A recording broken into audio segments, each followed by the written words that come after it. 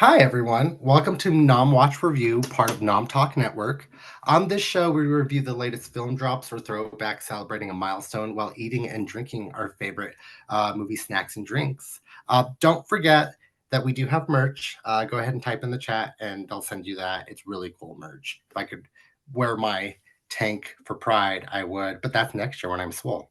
But I'm excited about that. But I'm your host, Erric Ramirez. And right now, I am drinking lovely, lovely water with electrolytes in it because I need it because life. And I'm not eating anything, but I'm here. I'm excited to talk about this movie. I am excited to introduce you to our guests, though. Jonathan and Yaya, thank you so much for being here. Jonathan, what are you snacking and drinking on tonight? I also have water. I'm joining you on the H2O train, but I had a pollo pobleon earlier, which was fantastic, and I wish I had that with me. But I'm scared to eat in this closet because there are sometimes ants.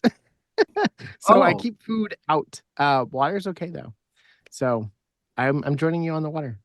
spiders and ants in that closet. And me. Yeah. And Let's see you. who leaves first.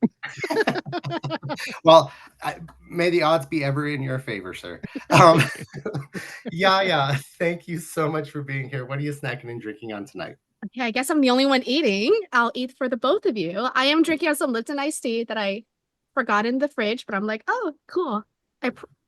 Old Yaya pre-prepared for myself. I love when Um, past me prepares for my future me. I'm right, just like, yes. right. It's like, I have some ribs and kimchi as well as tofu with some century eggs. Ooh, Oh, yes. So yummy. Well, I'll eat. see, Yaya, I always vicariously eat through you because you have the most amazing food. So tonight works perfect. Yes, yes. Sure. I'll eat for the both of y'all. Well, thank you. Thank you so much for being here.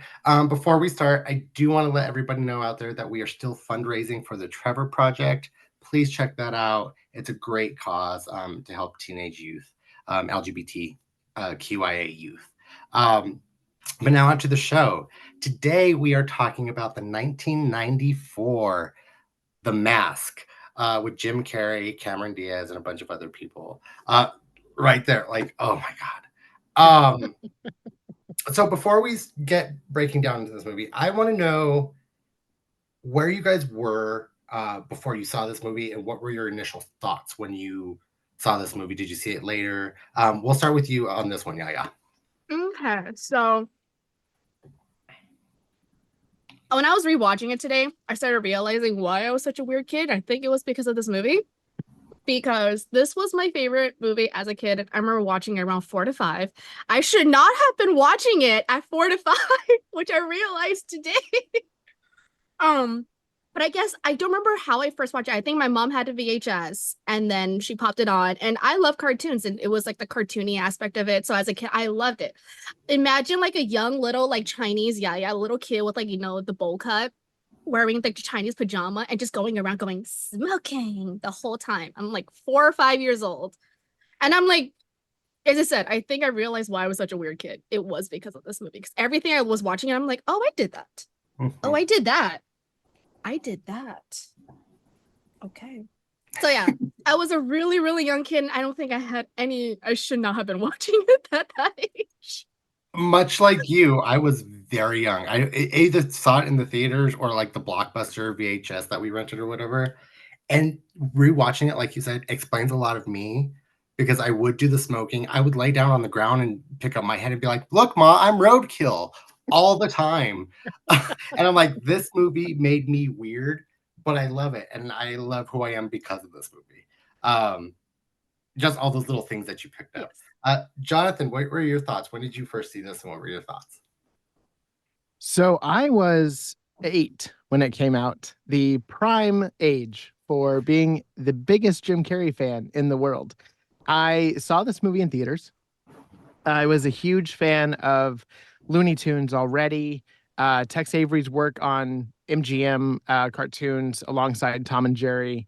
But he didn't do Tom and Jerry. He did Droopy. It was a big one. And his inspiration is oozing all over this movie, which I absolutely adore. But yes, as a kid, I loved animation. I loved cartoons, and putting Jim Carrey and cartoons together. Oh my God, mind blowing. The direction, the visual effects, everything was groundbreaking for its time. And I know Jim Carrey was also a big animation, especially Chuck Jones fan. And so just to like have this repertoire that he gets to play in is just so fun. Because Jim Carrey is in himself a Looney Tune, a cartoon character come to life. And that's what I love about this movie is that it mixes his greatest strengths with a script that is bonkers, but he's able to play with it. You have different sections where he's, playing the nice, vulnerable guy, and then you get the anger, and then you get like the zaniness that comes out of putting on the mask. And whenever he tries to perform as the mask when it's not working, it's just all of this is really great. And it came out at the right time. This is Jim Carrey's year, 1994.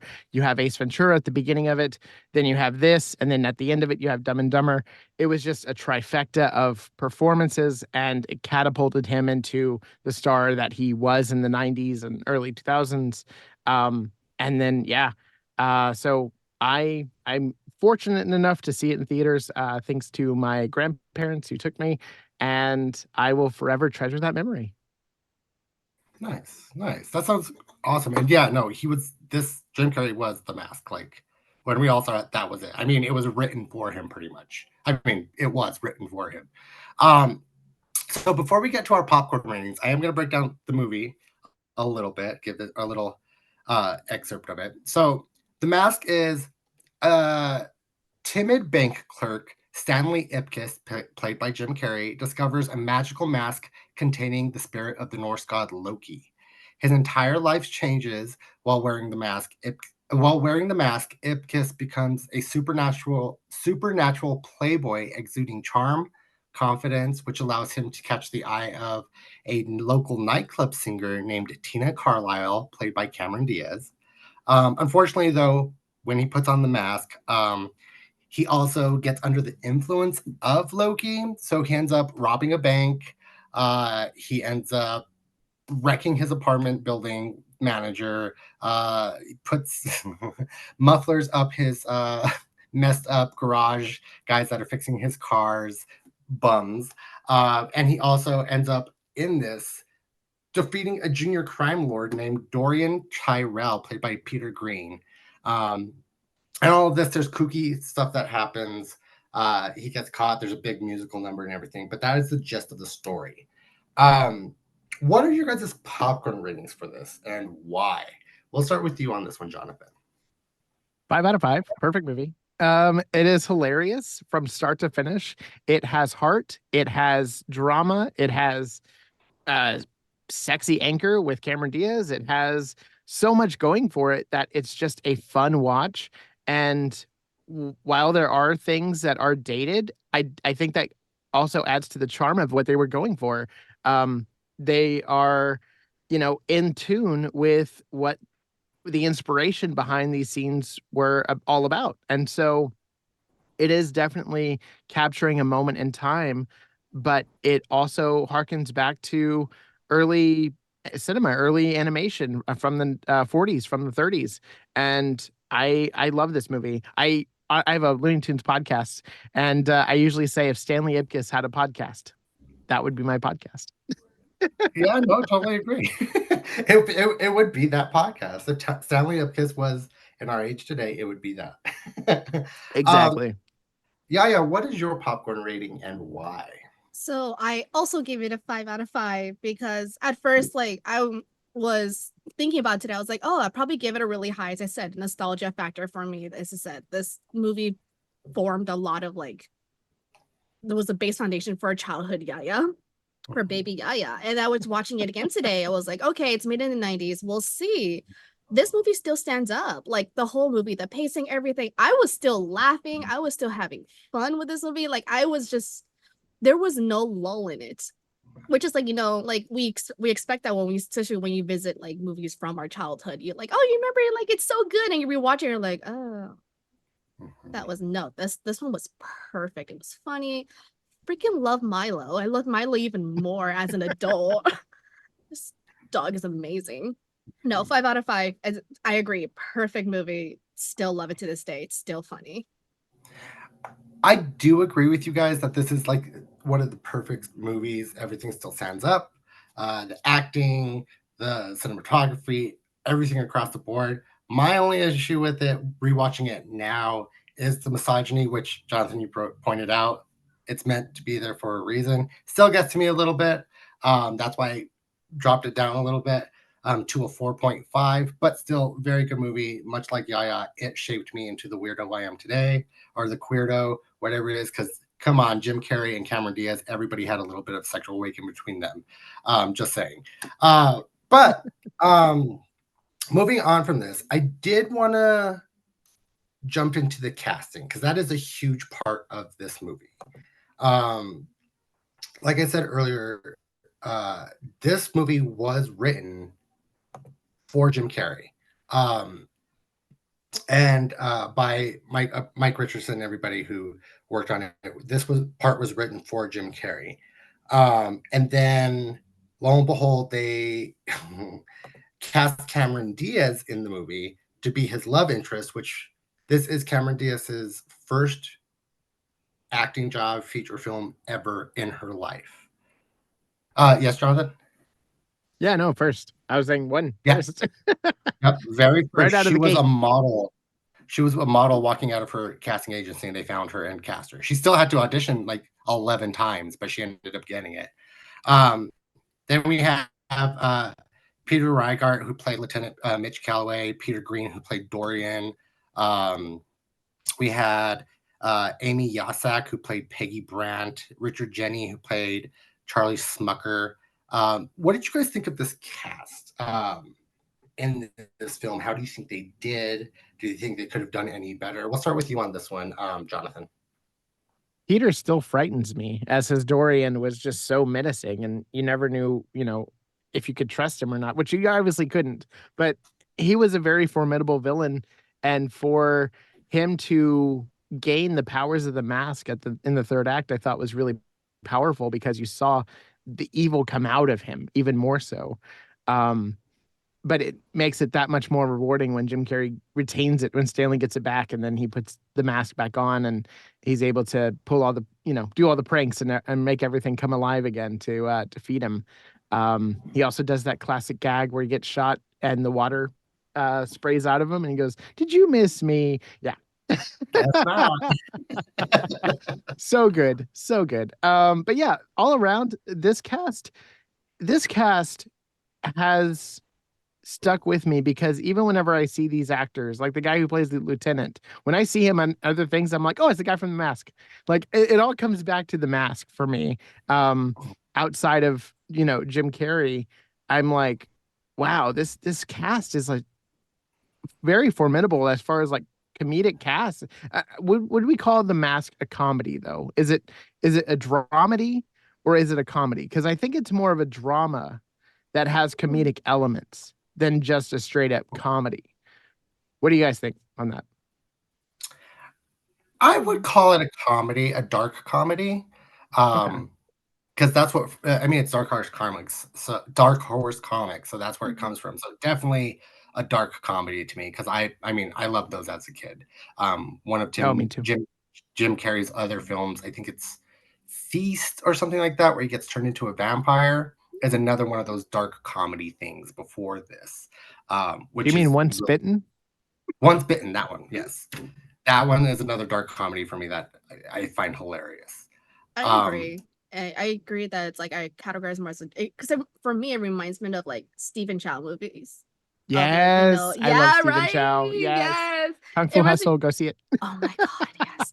And that's what he does. Like Stephen Chow makes like darker comedies. It's like, they're funny, but there's definitely a darker element to it. And I feel like this really, for me, like emulates that. So I think for me it's also considered darker comedy.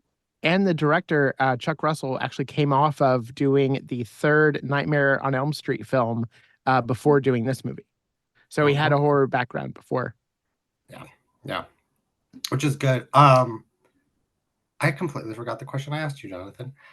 If Yaya, you The remember cast. the question. Oh, the cast. Yaya, what did you think of this cast? Sorry, it was just like, boop, bye. Like, I agree with like Jonathan. I feel like the the roles were the cast. Like, same thing. Like when I see a lot of the actors later on, I'll be like, oh, it's from like same thing. It's like, oh, he's from The Mask. Except Yeah. for Cameron Diaz. I actually did not know that that was Cameron Diaz until much later in my life. Oh, really?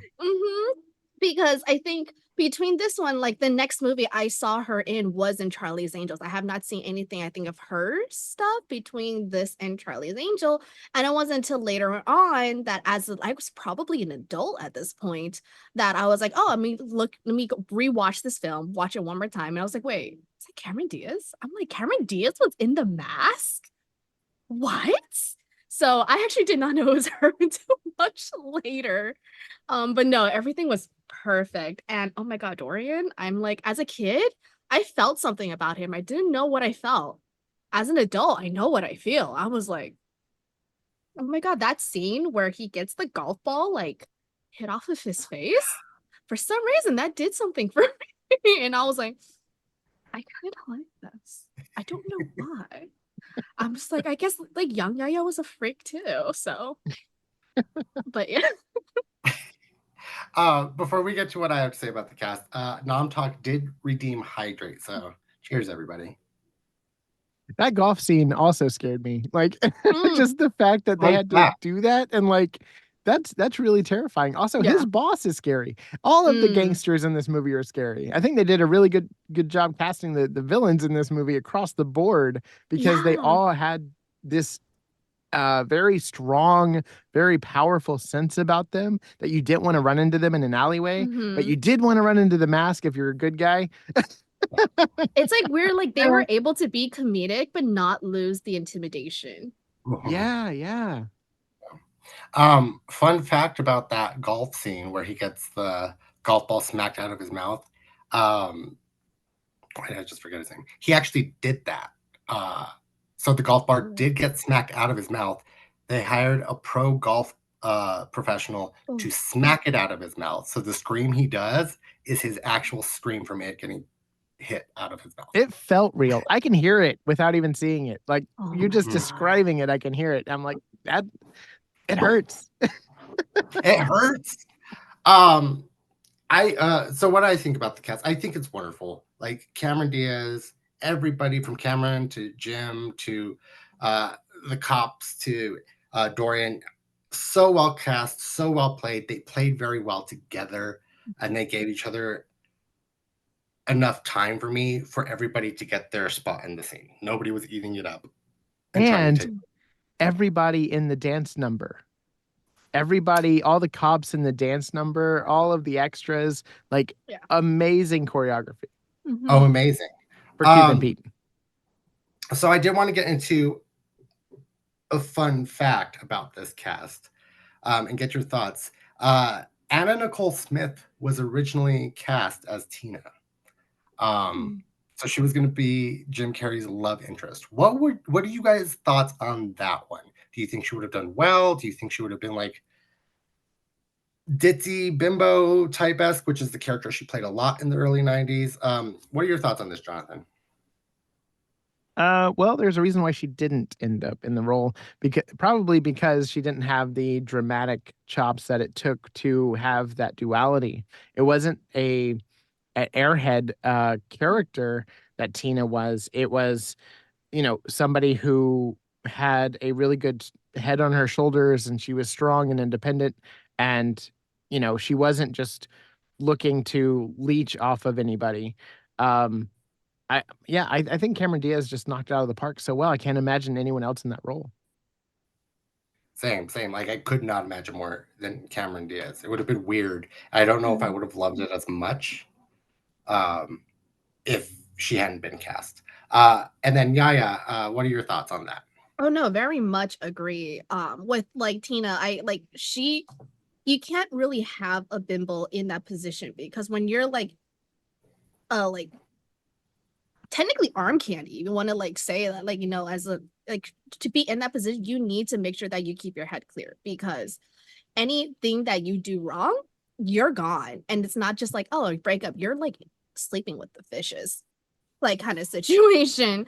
So no, I love like I can't imagine anyone else playing this character. I think Harriman did really well. She was like sexy. She was very like she knew that she had to get out. Like this is not something you see a lot with women. They're like, oh no, I'm gonna stay by him. It's the money, it's the whatever, it's the like like the prestige. But she knew when to get out. She knew like she had self-preservation and she had that strength in her. So no, I cannot see Anna Nicole Smith, unfortunately, in this role at all. Yeah, no, I completely agree. And for Cameron Diaz for this, she was 21 when she did this film. So along with you, Yaya, I hadn't seen anything that she'd been in until Charlie's Angels. And she was like, to me, I even said it today when I was watching. I was like, she looks different in this movie. Right? It's because she was 21 years old. She was a baby. She's then in next time, There's Something About Mary after this. That was a big hit for her. I never watched that. The whole hair, oh, gross. It's worth a watch. Okay, I'll give it a try. Be prepared. My mom didn't let me watch that as a kid, so I'm just never actually like, yeah, so. That is definitely not a child's movie. Well, so. The Mask is apparently not a child's No, movie. Something About Mary is way not a child's movie. I saw it when I was a kid and I shouldn't have, but so the next thing I did want to bring up I do want to talk about Jim Carrey for a little bit, because like I have already said, this part was pretty much written for him. And I think a lot of the fact too why we like a lot of this movie is because he is such a comedic physical actor that they were able to use a lot of the money and funds that they would have to make his character like more wavy or more animated and stuff like that on the actual animations, like this heart behind me and everything like that. They were able to use that because he's so physical. That's Jim Carrey's real heart, by the way. Mm-hmm. Yeah, that's it. But also, they had to save on the budget. They just had to use Jim Carrey for everything, all of his body parts and organs. I did want to say too. So for this movie, Jim Carrey was paid $450,000, and that's it because Ace Ventura still had yet to come out. It was about to come out when they filmed this movie, and then this movie blew up and everything. But also in this, all the lines that the mask says throughout this movie are ad-libbed by Jim Carrey. Everything the mask does are ad-libbed. What do you think? Should he get paid more for this now with royalties? What are your thoughts on this? We'll start with you on this, Yaya, of everything he did. Oh my gosh, like no, it definitely should have been paid more. This is amazing. For me, this was like I think like even if you ask me like which Jim Carrey like favorite, like oh my god, I can't speak. Which of my like favorite Jim Carrey movies is always going to be The Mask, and it's not just because, as I said, this is just it was perfect. Like he does everything so perfectly. Like we always like complain about like if like a actor goes like overboard, but no, this is what he's known for, and I feel like this role is him. He is The Mask. No one else can So no, I think he definitely should have been paid more, but it's one of the beginnings. You don't get paid more until like later on, until you actually made a name for yourself. But no, this is definitely should be paid a lot more. More people need to be watching this film. Oh yeah. Oh yeah, definitely. Jonathan, what are your thoughts on Jim Carrey? Yeah, sorry, Jamie Kennedy. There's only one mask in here, and it's Jim Carrey. So the reason why that there was such a discrepancy with his pay was probably because the budget needed to go to making the visual effects look so good. And they weren't given a whole lot of money to make this movie in general. And that's why you have more unknowns outside of Jim Carrey in the roles that they are, even though they are really well cast. You don't know them from previous things. And it was to the testament to how good the movie was and how great and well acted it was that everybody brought their A game, especially Jim Carrey, to carry this movie on his back. And yes, it was made before Ace Ventura had come out, but after Ace Ventura came out and this came out and Dumb and Dumber, he became the highest paid actor of all time.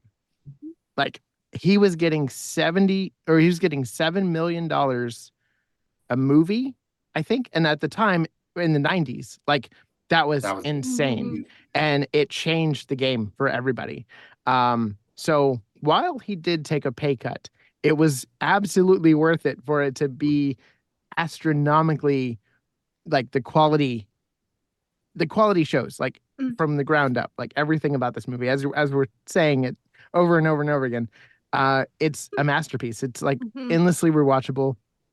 It pulls from such great source material, and Jim Carrey knows that source material inside and out. His father was a big animation fan. He's a big animation fan, and they just brought all of that energy to this movie, and it was just a match made in heaven. Oh yeah, no words right out of my head. So I did want to talk because you did mention that this movie was not made on a lot of money. I think they spent between 18 and like 23 $1 million on this film, and it ended up grossing like 3.5 or 351 million dollars everywhere, and which is great. So this movie was considered up until recently one of the most successful comic movies up until I think it had just come across in 2017. I can't remember the name of the movie, but it literally just topped it coming in like 2017. Wow. Yeah, it's a long span. Well, from what they made it for, it's ridiculous. I'll have to find it. Another part of this, which before we get final thoughts and everything, I want to know, what are your favorite scenes in this movie? I know which one mine is. What are yours? Jonathan, what's your favorite scene in this entire movie? Oh my God, that's like trying to pick my favorite kid. I don't have kids at the moment, but if I did, it'd be like trying to pick my favorite. Okay. So as a kid, I made this really funny comment when I quoted, "Hold on to your lug nuts, it's time for an overhaul," when my dad was doing a U-turn. And it made my dad and my mom and my sister die of laughter. So that scene's up there. I love the Coco Cabana scene.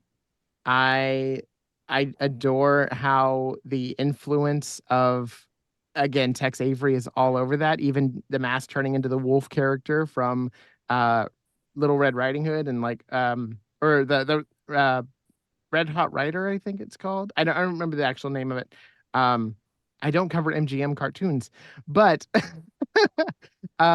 when the performance is happening on stage and he's, very much into it, he does the incredible expressions and he does the whistling, all that stuff.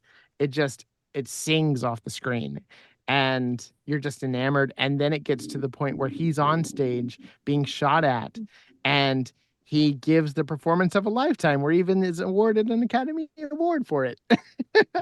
And then he quotes everything. Essentially. Oh my gosh. He's like, tell Auntie Anne to let like old Yeller out of the basement. Yeah. Tell Scarlett I did give a damn. Yes. All of the quotes. I love the scene where he's in prison with Milo, and Milo has to get the keys, and he's like, the keys, not the cheese, the keys, the keys. That's great. I love the scene where he's in the alleyway and he's like, wrong pocket. Yeah, go ahead. Before I continue to let you talk about all the scenes, Yaya, which is your favorite scene? Okay, so I had to think about it because I said, like, as a kid, my favorite quote was like smoking. So like that's anytime he says that, it brings me back. But okay, so it had to be first was like he was like when he gets jumped by the gang and he does all the balloon animals. Yeah, the alleyway scene. The alleyway scene. And I was like, again, I was rewatching. I'm like, oh, I should not have watched this as a kid. He pulls out a used condo. And I was like, But then my next favorite one would be also like, yeah, he's like dying in the arms, and you have like the big bald guy just sobbing like while he's like, and he's like coughing on him, and he's just like, oh my gosh. And when Milo has like the mask on, anytime that Milo has the mask on, when Milo was peeing on the guy, and then when he pulled off Milo's like mask, you see like the cartoon where he goes like, and I was like, Milo's my favorite character. But yeah, I think those would be like my top 3 scenes. Nice. I do have to agree with you guys on those scenes. Another one of mine would be the park scene, where he's talking to Cameron Diaz, and he like, not the Cameron Diaz part of it, when the cops are talking to him and he jumps off and he freezes and they're pulling all the things out of his pocket. That's one of my favorite scenes. Because also as a kid, I was like, it wasn't me, it was the one-armed man, all the time when I would get in trouble. So thank you, Jim Carrey, for that. Which is also a quote from The Fugitive. Yeah. Another one of my favorite scenes, which you kind of mentioned earlier, Jonathan, Cuban Pete, where all the cops and everybody dance and splendor, and it's so lively. I'm a musical theater nerd person. Like, that was my life, and I loved every minute. So that has to be the couple of scenes that definitely draw me in, or some of my favorites. Fun fact, they almost didn't put Cuban Pete in the movie. Because they didn't think that it would be well received until they tried it on test audiences. Thank you, test audiences. Thank you. What do you think this movie would have become if they didn't have that whole kooky dance thing? We'll start with you on this one, Yaya. It wouldn't be what it is. Because I like it. I love that how like that one actually shows that he does have influence. Like the mask has like magic to influence not just him, but everything. And he does it to the policewoman. She's just like, and he starts singing. I'm like, love that scene. No, because like other than this one, we don't have another like big musical number other than like when he does like the dance, but that's not even singing. That one's just like, a huge dance number. So no, I don't think this movie would be as it is if it wasn't for that scene either. I think everything in this movie was perfect. Nothing needs to be added in. Nothing should be taken out. I think it's a beautiful souffle. It's just perfect and just elevated and fluffy. I agree. Jonathan, your thoughts on the Cuban Pete scene? I concur. Good. Yeah, no, this movie would not have been what it is. And like Yaya, you just said, it's perfect little souffle. Having said that, there have been attempts to redo The Mask with Son of a Mask, the cartoons. What are your poor Jamie Kennedy? What are your thoughts on their attempts to do others? Jonathan, we'll start with you on this one. Oh man, I forgot his last name. The guy who does Yakko, Rob Paulsen. There it is. Rob Paulsen did his best as the Mask in the animated version, but the writing wasn't there, and he wasn't able to bring enough improv to it because everything is more compact when you're doing an animated series. Like, you have the scripts that have to be approved, you have the animators that have to stay on model and everything. Like, the way the Mask is presented in the film is that he can break the fourth wall. He can actually like he tells the audience to shush. Like, the animated series had to work on a more constricted basis than the live action movie, which is bonkers. But because of that, there was no way for them to replicate the success of the film. However, I enjoyed it. That's the only other Mask thing that I actually enjoyed. Not all episodes were great, but some were, and a majority of them I had fun with.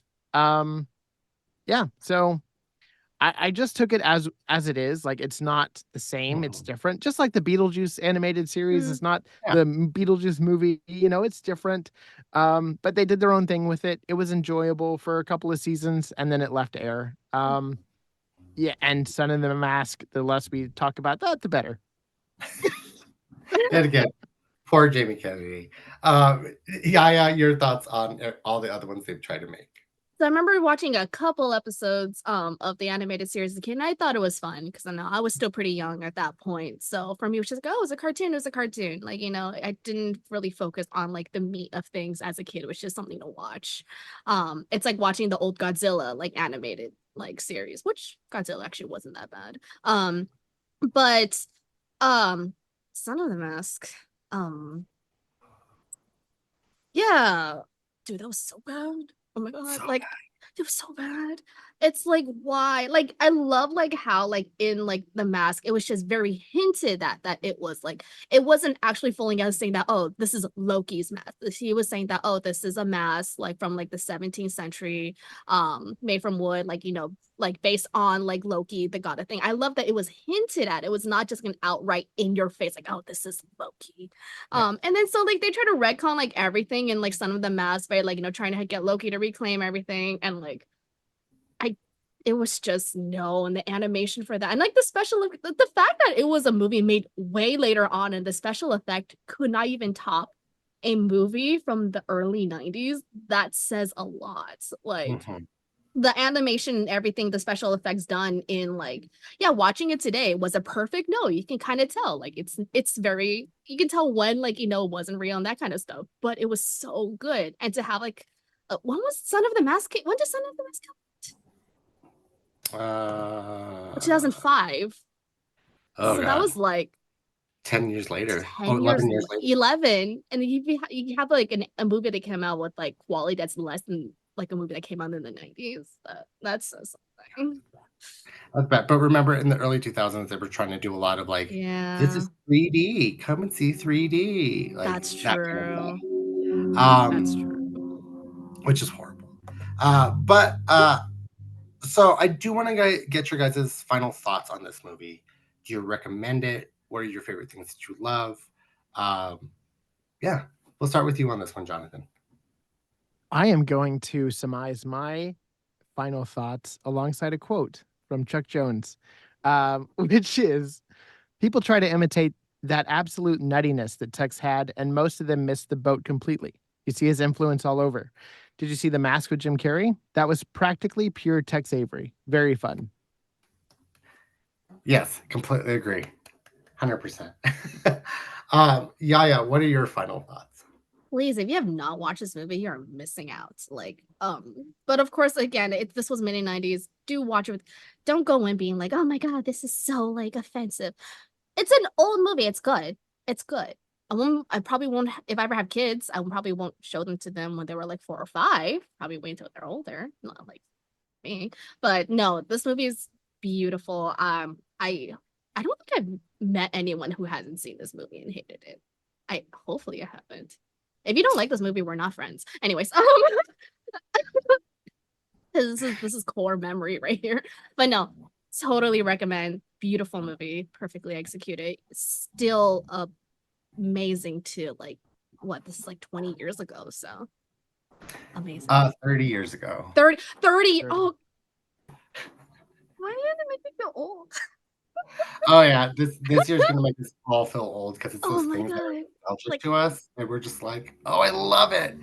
I'm old. we're gonna be like, the old people in like the retirement home be like, oh, The Mask was the masterpiece of its time. Mhm. Children these days don't understand. We're just gonna and like our grandchildren be on the sideline like, No, and by that point, they're gonna have remade The Mask a couple of oh times. god, I No, please hope no, please no. not. Stuff. Please.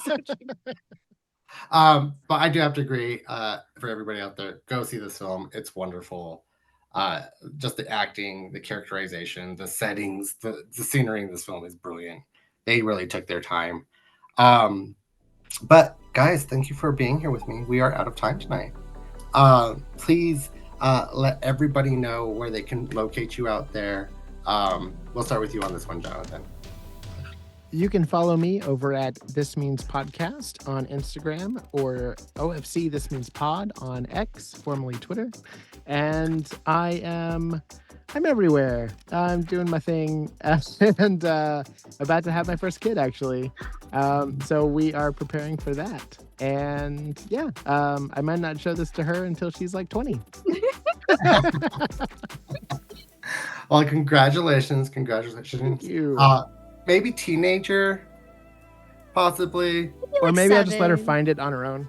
Just put the VHS out on like on the table somewhere. Be like, Daddy, what is this? And be like, it's a VHS. What's that? He'll have to look it up on streaming services and just like save it, because she'll look at a VHS and be like, "What is this weird book?"